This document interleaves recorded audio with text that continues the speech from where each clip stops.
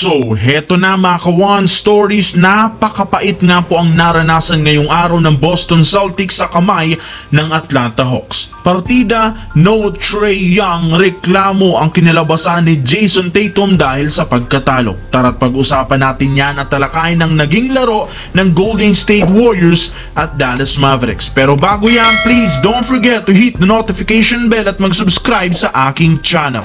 Ang video ng ito ay hatid sa inyo ng 1xBet. Suportahan at manalo sa inyong paboritong kupunan sa NBA, PBA. Maaaring makakuha up to 12,000 cash bonus sa inyong first deposit gamit ang aking promo code. Pag tama prediction mo, panalo ka. Pindutin lamang ang link sa comment section at mag-register gamit ang iyong GCash account para makapag-cash in at cash out. Isang paalala, tumaya mga ka-One Stories ng responsable. Ngayong araw nga po mga ka-One Stories, ginanap ang unang araw ng NBA Cup kung saan sinimulan ito ng laro ng Boston Celtics at Atlanta Hawks. Kahit man kakaumpisa pa lang ng tournament, naging mainit na nga po agad ng bakbakan at nagkakaroon dito ng upset matapos patumbahin ng Hawks ang Celtics sa score na 117-116.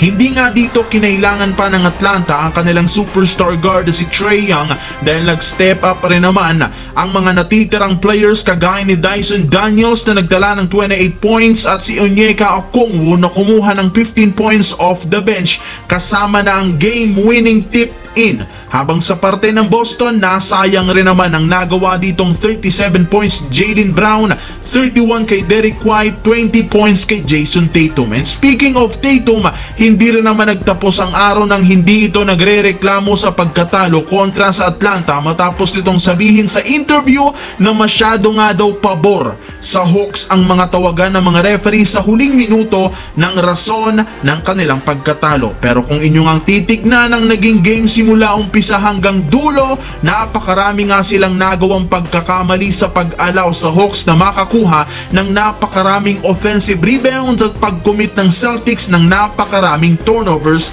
at ito ang tunay na rason bakit sila nasabayan ng Atlanta Hawks.